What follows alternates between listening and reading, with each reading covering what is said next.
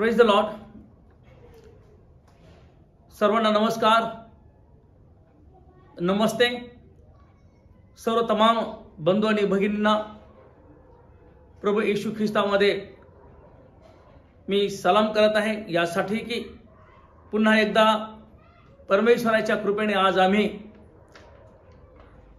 देवाच्या वचनाकडे लक्ष केंद्रित करणार आहोत की येशू ख्रिस्त जगात सेवा करण्यासाठी आलेला आहे. तेही मानवतेची सेवा करण्यासाठी आलेला आहे, धर्मांतर करण्यासाठी आलेला नाहीये. अत्यंत महत्त्वाचा विषय आहे. आम्ही पाहतो की आज जगामध्ये सर्वत्र धर्मांतराचं वादळ उठलेलं आहे. याविषयी आपण काही चर्चा करणार आहोत आणि देवाचं वचन हे ऐकणार आहोत. नंबर 2, आपल्या भारताचे माननीय पंतप्रधान नरेंद्र मोदी साहेब यांनी देखील सर्व भारतवासियांना एक मौलाचा आणि सुंदरसा एक संदेश त्याने दिलेला आहे. एक कित्ता त्याने भारतवासियांना घालून दिलेला आहे. तो कित्ता काय आहे, तो धडा काय आहे, ते शिक्षण काय आहे, ती सेवा काय, आपण ते पुढे पाहणार आहोत. त्याचप्रमाणे येशू ख्रिस्त कोण आहे आणि येशू ख्रिस्ताने जगात काय केलेलं आहे, या गोष्टी आपण पाहणार आहोत. आजच्या संदेशाचा उद्देश आणि माध्यम फक्त आणि फक्त ख्रिस्ती विश्वासणारे आणि ख्रिस्ती लोक जगामध्ये जे आहेत, फक्त आणि फक्त उद्देश सेवा करणे. सेवा आणि सेवा, धर्मांतर नाही, लक्षात घ्या. म्हणून माझ्या बंधू आणि भगिनींनो, आम्ही पाहतो की सर्वत्र धर्मांतर धर्मांतर धर्मांतर धर्मांतराचं वादळ जणू काय एक प्रकारचं, एक वेगळ्या प्रकारचं माहोल तयार झालेला आहे.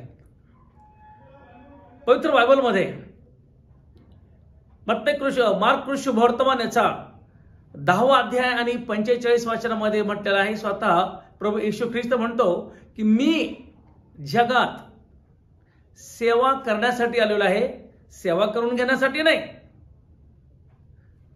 तो असंही म्हणतो की मी मानवतेच्या मुक्तीसाठी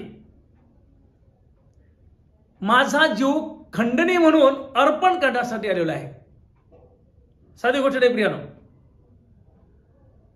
येशू खरा मार्ग, येशू खरं जीवन, येशू खरं सत्य आहे. आणि ते मानवतेला सांगण्यासाठी आणि शिकवण्यासाठी की आपण कसं जीवन जगावं, मानवतेचे जीवन कसं जगावं, ह्यासाठी तो जगात आलेला आहे. आम्ही पाहतो की पवित्र बायबलमध्ये प्रभू येशूने आम्हाला खूप चांगल्या रीतीने काही गोष्टी शिकवलेल्या आहेत. दया, क्षमा, शांती, लीनता, नम्रता, सहनशीलता आणि करुणा, या गोष्टीबद्दल त्याने आम्हाला बऱ्याचशा गोष्टी आम्हाला शिकवलेल्या आहेत. प्रियानो, ह्याच गोष्टी ख्रिस्ती लोक, धर्मगुरू, पाद्री, त्याचप्रमाणे सुवार्थिक, जे सेवक आणि सेविका आहेत, हे मंडळी हेच शिक्षण लोकांना, संपूर्ण मानवजातीला सांगत असतात. धर्मांतर नाही. जे शिक्षण पवित्र बायबलमध्ये प्रभू येशूने शिकवलं, ती शिकवण, ती शिक्षण आज ते लोकांना देत आहेत. आणि आम्ही जर पाहिलं पवित्र बायबलमध्ये मत्ती शुभवर्तमान याचा 28वा अध्याय 19-20 वचनामध्ये एक महान आज्ञा त्यांनी आम्हाला दिली आहे. एक महान कामगिरी त्यांनी आम्हाला दिलेली आहे. कोणाला? हे जे धर्मगुरू आहेत, हे पाद्री आहेत, हे सुवार्थिक आहेत, हे रेव्हरंट आहेत, यांना ते शिक्षण दिलं की जा, संपूर्ण राष्ट्र जाऊन तुम्ही पित्याच्या, पुत्राच्या आणि पवित्र आत्म्याच्या नावाने बाप्तिस्मा द्या आणि संपूर्ण राष्ट्राला जे शिक्षण मी दिलं, जी आज्ञा मी तुम्हाला दिलेली आहे, ती त्यांना पाळण्यास सांगा आणि शिष्य बनवा, कारण युगाच्या समाप्तीपर्यंत मी तुमच्या बरोबर आहे. लक्षात घ्या प्रियानो, हेच शिक्षण आज सर्व धर्मगुरू आणि पाळक लोक या ठिकाणी लोकांना सांगत आहेत. आणि म्हणून वेगवेगळ्या संस्थांनी, भारतवासियांनी, ज्ञानी आणि पंडितांनी समजून घ्यायचं आहे की ख्रिस्ती धर्म हा धर्म नाही तरी जीवन आहे आणि एक चांगल्या प्रकारचं शिक्षण आणि विचार मांडणारा एक ख्रिस्ती विश्वास आहे। बरीच मंडळी म्हणतात की ते बळजबरी करतात, अजिबात नाही। ज्यांच्या जीवनामध्ये परिवर्तन होतं, ज्यांच्या जीवनामध्ये आजार बरे होतात, ज्यांना ते चांगलं वाटतं, विचार चांगले वाटतात, ज्यांचं जीवन बदललेलं आहे, ज्यांना खरं सत्य समजलेलं आहे, अशा लोकांना सांगण्याची गरज नाही। अहो मला हे सांगा की आज प्रत्येकाला काम आहे, धंदा आहे, व्यवसाय आहे, परपंच आहे, बळच कुणी आपल्या सोबत येणार नाही। किती जर आपण त्यांना म्हटलं चाल रे बाबा तर येणार नाही, परंतु त्यांच्या जीवनात काहीतरी बदल झालेला आहे म्हणून ते येतात। आणि येतात तरी कसे? आजार बरा झाला, त्यांना आरोग्य मिळालं, त्यांना शांती मिळाली, बस संपलं। ते कायमस्वरूपी चर्चमध्ये बसत नाहीयेत, कायमस्वरूपी ते येत नाहीत। असे किती येतात आणि किती जातात याची कुठल्याही प्रकारचं टिप्पणी या ठिकाणी काही नसतं। कोणी येतं आणि कोणी जातं, सुविचार ऐकतात, आजार बरे होतात, आरोग्य मिळतं, शांती मिळते, आनंद मिळतो, पुन्हा ते येत नाहीयेत, बदलत असतात। म्हणून त्यांचं धर्मांतर करण्याचा कुठल्याही प्रकारचा हेतू नसतो, बळजबरी बिलकुल नाहीये। नंबर 2, आमिष। प्रत्येक जो धर्मगुरू आहे, पाद्री आहे, सेवक आहे, ही मंडळी काय करतात माहितीये का? स्वतःचा उद्योग करतात, स्वतःचा व्यवसाय करतात, स्वतःचा धंदा करतात, स्वतःची नोकरी करतात खाजगी, आणि खाजगी नोकरी करून ते आम्हाला या ठिकाणी पाहायला मिळतं की एक स्वार्थ प्रसार करतात, लोकांना सांगतात ओ त्यांचीच खाण्याची परिस्थिती डाऊन आहे, ते मध्यमवर्गीय मंडळी आहे, ते कुठे लोकांना पैसे देणार आहे, कुठे लोकांना आमिष देणार आहे? आज त्यांचीच कंडिशन, त्यांची मुलं बाळ, त्यांना पोचणं मुश्किल आहे, ते लोकांना आमिष देऊ शकत नाहीये। म्हणून हा जो गोड गैरसमज झालेला आहे, आमिष आणि बळजबरी हे नाहीये, बिलकुल नाहीये। फक्त ते लोकांना, इतर लोकांना, गोरगरीब समाजाला एक सुवार्थेचा प्रसार ते करत असतात। प्रिय, मी पाहतो की एक सेवेचं माध्यम म्हणून, एक सुवार्थ म्हणून या ठिकाणी मला सांगावंसं वाटतं की काही 2 ते 3 वर्षापूर्वी एक व्हिडिओ खूप व्हायरल झाला। आपल्या भारताचे माननीय पंतप्रधान नरेंद्र मोदी साहेब यांनी पवित्र बायबलमध्ये एक प्रसंग आहे, तो प्रसंग त्यांनी आपल्या स्वतःच्या आचरणात आणला आणि महापालिकेचे जे सफाई कामगार आहेत, त्या सफाई कामगारांचे त्यांनी पाय धुतलेले आहेत। हा जो प्रसंग आहे ना, हा प्रसंग पवित्र बायबल मधील योहान शुभवर्तमान याचा 13वा अध्याय 5 वचन 14 आणि 15 या वचनाच्या माध्यमातून तो प्रसंग त्याने त्या ठिकाणी घडून आणलेला आहे। मी वाचून दाखवतो आपल्याला। पवित्र बायबलमध्ये योहान शुभवर्तमान याचा 13वा अध्याय आणि 14 वचन, मी प्रभू व गुरु असूनही जर तुमचे पाय धुतले तर तुम्हीही एकमेकांचे पाय धुतले पाहिजेत, कारण जसे मी तुम्हाला केले तसे तुम्हीही करावे, म्हणून मी तुम्हाला कित्ता घालून दिला आहे। अशा प्रकारचा कित्ता आज आम्ही पाहतो की माननीय पंतप्रधान नरेंद्र मोदी यांनी एक सर्व भारतवासियांना घालून दिलेला आहे। येशू म्हणतो की मी प्रभू आणि गुरु आहे, तरीही मी तुमचे पाय धुतले।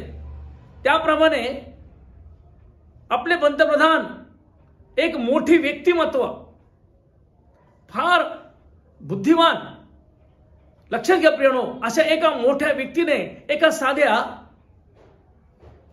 सफाई कामगारांचे पाय धुणं साधी गोष्ट नाही। काय व्यक्तिमत्व आहे, काय विचार आहे, काय संदेश आहे त्यांचा, काय कित्ता आहे त्यांचा। प्रत्येक भारतवासियांनी हा कित्ता जाणून घेतला पाहिजे, त्याप्रमाणे अनुकरण केलं पाहिजे।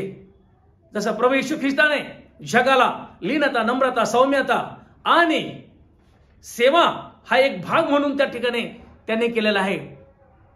माझ्या तर आयुष्यामध्ये असे पंतप्रधान मी आतापर्यंत पाहिलेले नाहीये की ती सफाई कामगारांचे त्यांनी पाय धुवावेत, आणि म्हणून मी त्यांना सॅल्यूट करतो आपल्या पंतप्रधानांना की त्यांनी हे कृत्य करून एक नवीन कित्ता भारतवासियांना त्याने घालून दिलेला आहे।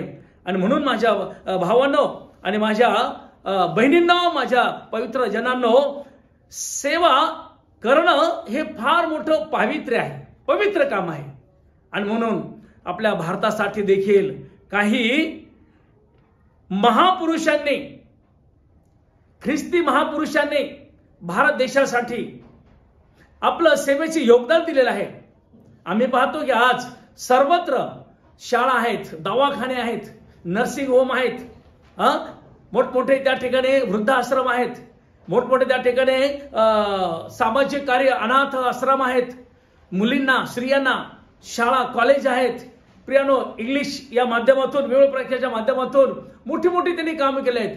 कुष्ठरोगांचं दवाखाना आहे, कुष्ठरोग्यांची सेवा त्यांनी केली. अशा वेगवेगळ्या प्रकारच्या आरोग्याच्या त्या ठिकाणी आम्ही पाहतो की मोहीम त्यांनी राबवली. असे महापुरुष आज त्याच शिक्षणाद्वारे बरीच मंडळी आज मोठमोठ्या पदावर आहेत, IAS ऑफिसर्स आहेत, मोठमोठे त्यांनी आज अधिकार त्यांच्या हातामध्ये भारताचा दिलेला आहे आणि ते आज भारत चालवत आहेत. हे शिक्षण कुठून आलं प्रियनो?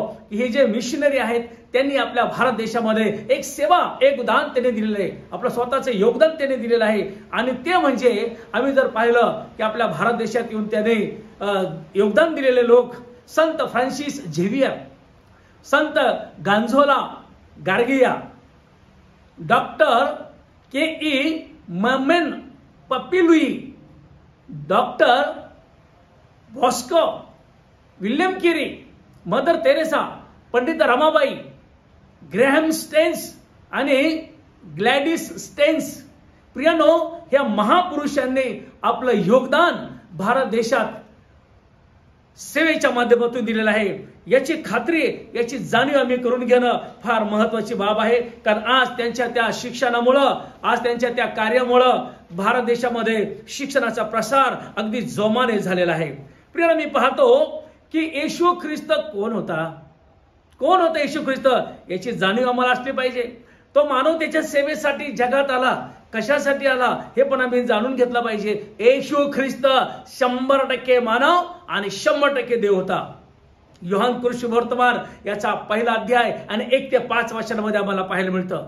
येशू ख्रिस्त हा देवाच्या स्वरूपाचा असून, पवित्र बायबलमध्ये पहा, फिलिप्पी करास याचा 2 अध्याय आणि 6व्या वचनामध्ये येशू ख्रिस्त देवाच्या स्वरूपाचा असूनही देवाच्या बरोबरीचे असणे हा लाभ आहे असं त्याने मानलेले नाहीये, परंतु त्याने सेवा केलेली आहे, मानवतेची सेवा केलेली आहे, धर्मांतर केलेलं नाही. लक्षात घ्या, त्याने स्वतःला रिक्त केले. तो कोण आहे? राजांचा राजा आणि प्रभूंचा प्रभू, अखिल पृथ्वीचं निर्माण करता. त्यांनी स्वतःला रिक्त केले, म्हणजे मनुष्याच्या प्रतिरूपाचा होऊनही दासाचे रूप त्याने धारण केले. सेवा म्हणून दया, क्षमा, शांती, लीनता, नम्रता, एक दासाचं रूप त्याने धारण केलं. पवित्र बायबलमध्ये फिलिप्पी 2 आणि 7 मध्ये आम्हाला पाहायला मिळतं. प्रियनो, म्हणून येशू म्हणतो, मी सेवा करण्यासाठी आलो, सेवा करून घेण्यासाठी नाही किंवा धर्मांतर करण्यासाठी नाही. लक्षात घ्या प्रियनो, पवित्र बायबल आम्हाला या ठिकाणी सांगत आहे की यशाचा ग्रंथ याचा 19वा अध्याय, यशाचा ग्रंथ 19 नाही 9वा अध्याय, यशया 9 आणि 6 आणि 7 मध्ये असं म्हटलेलं आहे की परमेश्वर याचा एकुलता एक पुत्र प्रियनो त्याने जगात पाठवला. तो कोण आहे? अद्भुत मंत्री, सनातन पिता, राजांचा राजा, त्याच्या सत्तेला कधी अंत नसणार आणि त्याचं साम्राज्य सर्व काळ टिकणारा आणि टिकवणारा राजा तो आहे. जगातील जेवढे राजे आहेत ना, जगातील म्हणतो मी, भारतातले नाही, जगातील जेवढेही राजे आहेत त्या राजांचा राजा तो आहे. लक्षात घ्या प्रियनो, आणि म्हणून तो एक सर्वश्रेष्ठ पुढारी आज आम्हाला पाहायला मिळतो, एक मसीहा, ज्याने जगामध्ये येऊन महान असं कार्य केलेलं आहे. अहो, तो दयाळू आहे, तो कृपाळू आहे, तो प्रेमळ आहे, तो दयेचा आणि क्षमेचा महासागर आहे.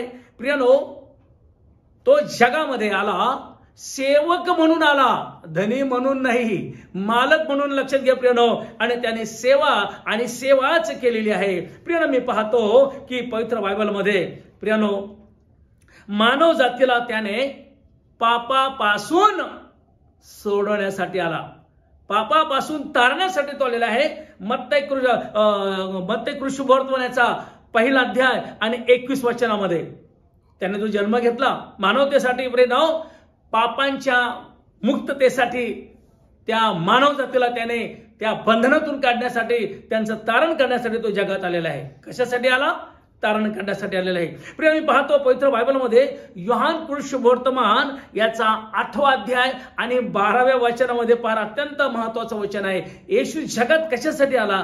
केवळ आणि केवळ सेवा करण्यासाठी. नंबर 2, केवळ आणि केवळ अंधकार दूर करण्यासाठी. कारण येशू म्हणतो की मी जगाचा प्रकाश आहे, मी जगाचा प्रकाश आहे. जो मला अनुसरतो तो कधीही अंधारात चालणार नाही, कारण त्याच्यामध्ये जीवनाचा प्रकाश राहील.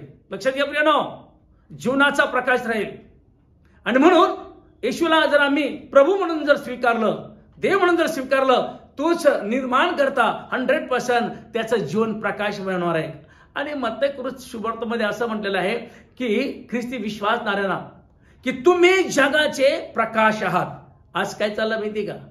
जगामध्ये जो अंधार आहे, त्या अंधारामध्ये ही जी मंडळी आहेत, सुवार्ता प्रसार करणारे पाद्री, धर्मगुरू, सेवक, सेविका, शिक्षक, प्रियाने हे जे प्रकाशाची किरण आहेत तेच त्यांना नाहीसं करू लागलेत आज. अहो, ते जर नाहीसं झालं तर 100% जगामध्ये अंधार पडेल.